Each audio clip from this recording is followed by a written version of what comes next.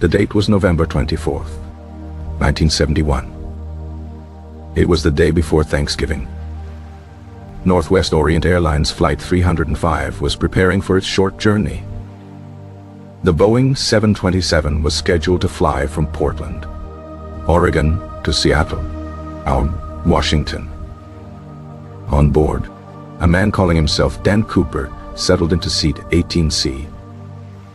He was a nondescript passenger. His appearance was ordinary.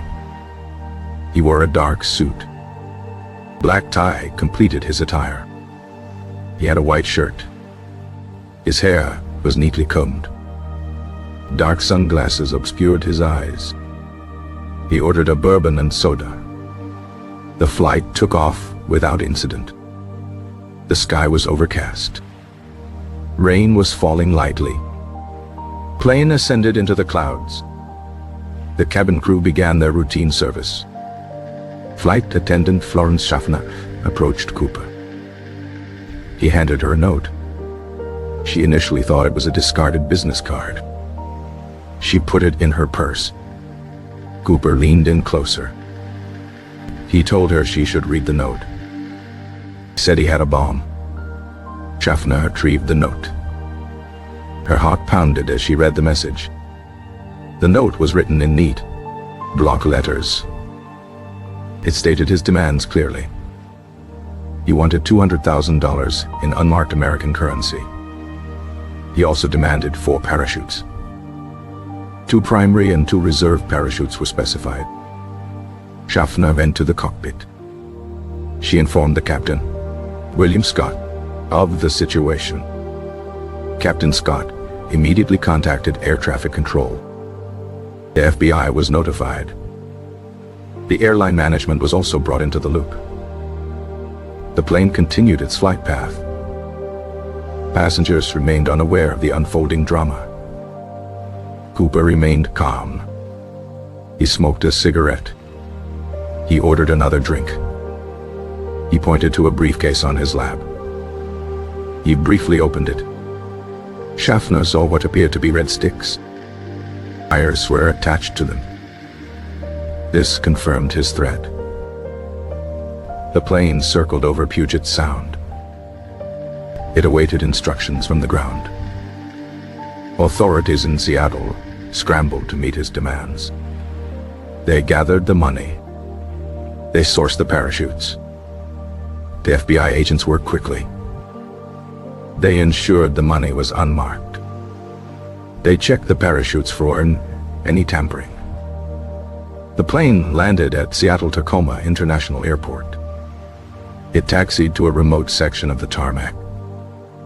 The blinds on the plane were drawn. This prevented passengers from seeing the activity outside. Cooper negotiated with the ground crew. He insisted on specific conditions for the exchange. The money and parachutes were delivered to the plane. Schaffner received them. Cooper inspected the parachutes carefully. He seemed knowledgeable about skydiving equipment. He counted the money. He appeared satisfied with the arrangements. He then allowed the passengers to deplane. The flight attendants, except for Schaffner, were also released. The plane was refueled. Cooper instructed the crew on the next phase of the flight. He wanted to fly to Mexico City. He specified a low altitude. He demanded the landing gear remain down. He also wanted the flaps extended to 15 degrees. The rear air stairs were to remain open. These instructions were highly unusual. They indicated a clear intention to jump. The plane took off again. Only Cooper and the 3 remaining crew members were on board. The flight path headed south. It flew towards Reno, Nevada. The weather conditions worsened. A storm was brewing. Rain turned to sleet. The visibility decreased significantly. Cooper tied the money to his body. He put on one of the parachutes. He moved towards the rear of the aircraft. The flight crew remained in the cockpit. They followed his instructions. At approximately 8:13 p.m., Cooper lowered the rear air stairs. He stood at the edge of the open ramp. The wind howled around him. The plane was flying over a heavily wooded area. It was dark outside. The exact location of his jump remains uncertain. He vanished into the night. The crew felt a slight change in pressure. They knew he was gone. The plane landed safely in Reno. The FBI immediately launched a massive search operation. Hundreds of agents were deployed. They scoured the rugged terrain. The search area was vast. It covered parts of Washington and Oregon. Ground searches were conducted on foot. Helicopters flew overhead. Boats searched the rivers and lakes. The search continued for weeks. No trace of Cooper was found. No parachute was recovered. No money was discovered. The case became legendary. It was the only unsolved skyjacking in U.S. history. The FBI pursued numerous leads. They interviewed countless suspects. Many theories emerged. Some believed he was an experienced skydiver. Others thought he was a military veteran. The possibility of his death was widely considered. The terrain was unforgiving. The weather was severe. Survival seemed unlikely. Yet, no body was ever found. The mystery deepened with each passing year. In 1980, a significant breakthrough occurred. A young boy named Brian Ingram was picnicking with his family. It was near the Columbia River. He discovered a bundle of cash. It was buried in the sand. The money amounted to $5,800. The serial numbers matched the ransom money. This discovery reignited interest in the case. It provided the first tangible evidence. The location of the money was puzzling. It was downstream from the presumed jump zone. This suggested the money might have washed ashore. Perhaps Cooper had landed elsewhere. The FBI continued its investigation. They followed new leads based on the money's discovery. Still, Cooper remained elusive. The case captivated the public imagination. Books were written. Documentaries were produced. Songs were composed. The identity of D.B. Cooper became a subject of endless speculation. Was he a daring criminal? Or a desperate man? His motives remained unknown. The FBI officially suspended its active investigation in 2016. They cited the lack of new credible leads.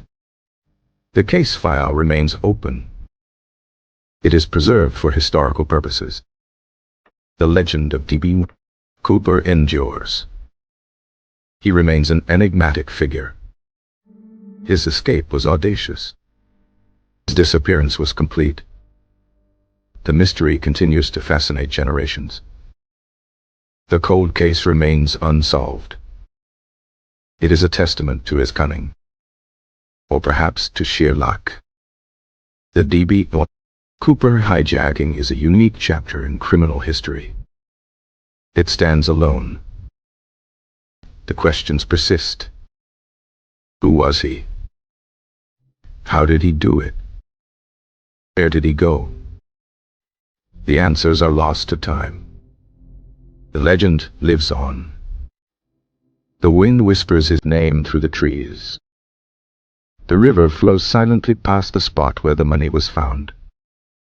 The clouds still gather over the Pacific Northwest. The mystery of D.B. Cooper remains. It is a story of an impossible escape, a perfect crime, or a tragic end.